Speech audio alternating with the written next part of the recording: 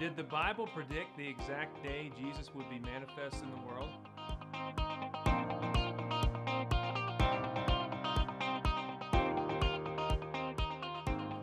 In this video, I'm going to explain another one of the Bible's amazing math-based prophecies.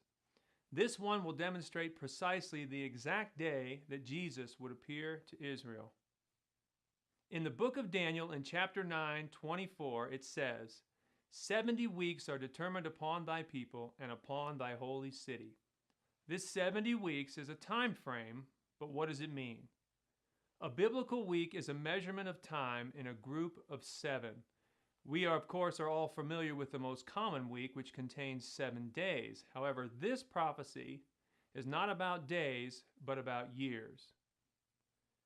The weeks discussed here in the book of Daniel contain 7 years each.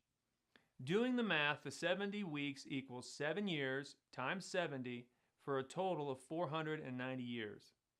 The remainder of verse 24 in Daniel chapter 9 tells us that during this 490 years, some remarkable things would be accomplished, such as to finish the transgression, and to make an end of sins, and to make reconciliation for iniquity, and to bring in everlasting righteousness, and to seal up the vision and prophecy, and to anoint the most holy.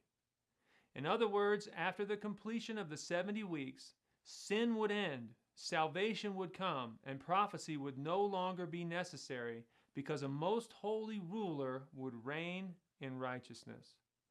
This sounds great, but it's been a whole lot longer than 490 years since this prophecy was written, and taking a look at the news, we surely don't see righteousness reigning on this earth. So either this prophecy did not come to pass, or perhaps there is more to this story. Well, let's read a little further and see what we discover. Verse 25 tells us exactly when this prophecy would start and that it is broken into 3 parts. It says, "Know therefore and understand that from the going forth of the commandment to restore and to build Jerusalem unto the Messiah the Prince shall be 7 weeks and 62 weeks. The street shall be built again and the wall even in troublous times." This verse gets precise as to when Israel's long-awaited Messiah would present himself. It would be at the end of the 7 weeks and 62 weeks. 7 weeks is 7 years times 7, or 49 total years. And remembering that a score is 20, the 62 weeks equals 62 weeks times 7 equals 434 years. So since Messiah comes at the end of both of these, then adding them together, Messiah would come after 483 years. Verse 25 also told us when this time frame would begin. It said that from the going forth of the commandment to restore and to build Jerusalem, that is our starting point. When did we have a commandment such as that? Well, the entire book of Nehemiah is all about the going forth and rebuilding the streets and walls of Jerusalem, and definitely in troublous times. It even tells us in the first verse the exact date when Nehemiah requested materials for the reconstruction of those walls. In Nehemiah chapter 2, verse 1, it says, "And it came to pass in the month Nisan, in the 20th year of Artaxerxes the king, it was at this time in the month Nisan, which is most equivalent to the month of April, that Nehemiah made his request for materials to rebuild Jerusalem, as verse 8 of chapter 2 tells us, that he may give me timber to make beams for the gates of the palace, which appertain to the house, and for the wall of the city, and for the house that I shall enter into. And the king granted me according to the good hand of my God upon me." The 20th year of King Artaxerxes is well established in history and was the year 445. From this point, we can add the 483 years of the prophecy. However, this prophecy is spoken to Israel, a nation that uses 360 days for each year, not 365 like we do. So from 445 BC, adding 483 Jewish years, we arrive at Nisan 10th, 32 AD.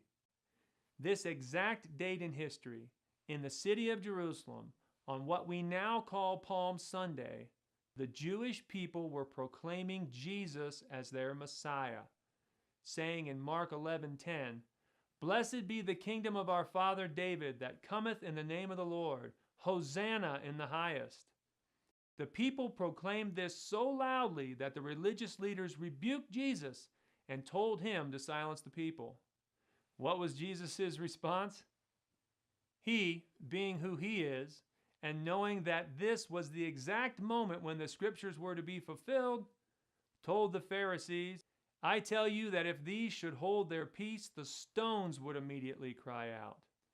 It seems even the creation was ready to recognize its creator, even though the ruling elite who controlled the destiny of the nation were not.